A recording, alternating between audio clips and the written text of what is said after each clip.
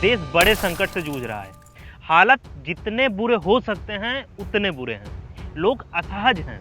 उनके अपने लोग उनकी आंखों के सामने तड़प कर मर रहे हैं। उनके पास पैसा है फिर भी वह कुछ नहीं कर पा रहे हैं। बनारस की ये खबर देखिए। त्रिवेणी मोक्ष धाम पर बड़ी संख्या में अंतिम संस्कार हो रहा है। जितने लोग अंतिम संस्कार करने आ रहे हैं उससे भी अधिक लोग मदद मांगने आ रहे हैं।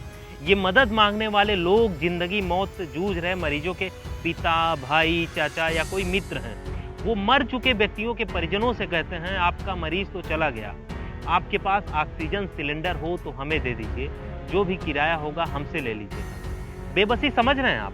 लोग हार गए हैं, सिस्टम के आगे बेबस हैं। लेकिन सिस्टम मानने को तैयार नहीं है कि उसकी गलतियों से लोग मर रहे हैं। ये सिस्टम कौन है? मैं तमाम मीडिया चैनलों की तरह चिकनी चुपड़ी बातें नहीं करूंगा।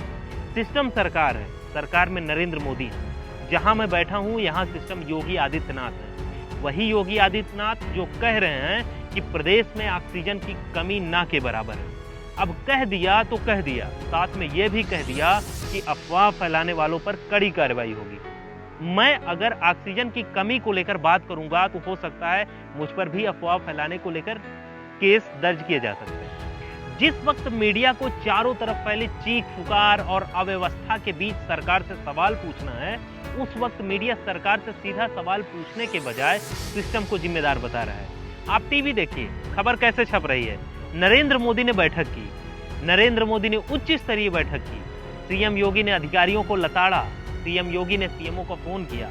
मीडिया का एक बड़ा हिस्सा सिस्टम तंत्र का जाप कर रहा है। अब कौन बताए कि सिस्टम को सुधारने के लिए तो 7 साल पहले नरेंद्र मोदी जी को सत्ता दी गई थी, लेकिन इन्हें कुर्सी से ऐसा प्रेम हुआ कि साम दाम दंड भेद का पूरा इस्तेमाल सिर्फ कुर्सी बचाने के लिए किया जा रहा है। महामारी के बीच जब जनता दर्द से कलप रही थी, उस वक्त नरेंद्र मोदी बंगाल में लाखों की भीड़ इकट्ठा करके दीदी ओ दीदी कर रहे थे। पहली बात आप ये अपने दिमाग में बैठा लीजिए, लोग कोरोना से नहीं बल्कि इलाज के अभाव में मर रहे हैं। वह ऑक्सीजन जैसी मामूली चीज की कमी से मर रहे हैं। देश में ना पर्याप्त अस्पताल हैं और ना ही उसमें पर्याप्त बेड।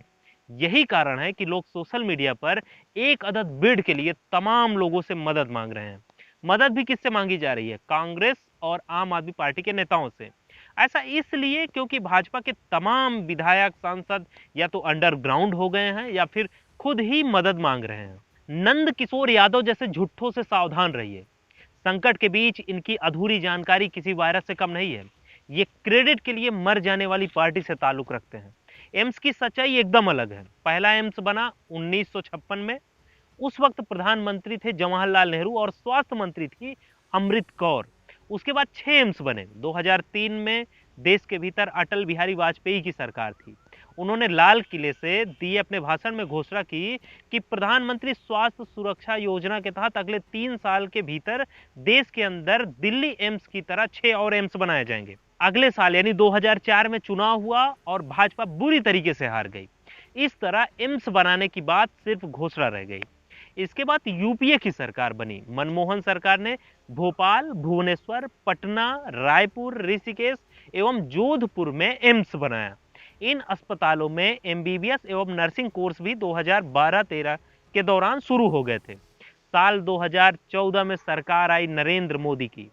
4 एम्स की घोषणा की गई। 2015 में 7 नए एम्स की घोषणा की गई। 2017 में 2 और एम्स की घोषणा कर दी गई। घोषणाएं वास्तविकता से तो संबंध रखती नहीं, लेकिन प्रचार का एक मजबूत माध्यम जरूर होती हैं। यही कारण है कि इसमें तमाम सिर्फ घोषणाएं साबित हुई। अप्रैल 2021 तक आधे से अधिक एम्स बन जाने चाहिए थे, लेकिन आपको जानकर हैरानी होगी कि अभी कुछ के लिए जमीन ही नहीं तय हुई और कुछ के लिए चंद रुपए अलॉट किए गए हैं। लेकिन प्रचार में यही बताया जाएगा कि नरेंद्र मोदी ने 14 एम्स बनवा दिए। आखिरी बात, ये एम्स जैसा क्या होता है? इसलिए होता है कि आप हर काम में एम्स का नाम लगाकर अपने ब्रांड वैल्यू का दोहन करना चाहते हैं। जनता का क्या है? वह तो एम्स नाम में ही मगन हो जाती है और सपने देखने लगती है। पर इन घोषणाओं की हकीकत तो एकदम अलग है। झांसा चल रहा है। झांसा देने वाले झांसाराम को तो सब जानते हैं। आज के लिए बस इतना ही। वीडियो फेसबुक पर देख रहे हो तो हमारा पेज लाइक करें, यूट्यूब पर देख रहे हो तो हमारा चैनल जरूर सब्सक्राइब करें। मिलते हैं फिर किसी नए मुद्दे के साथ। तब तक के लिए धन्यवाद।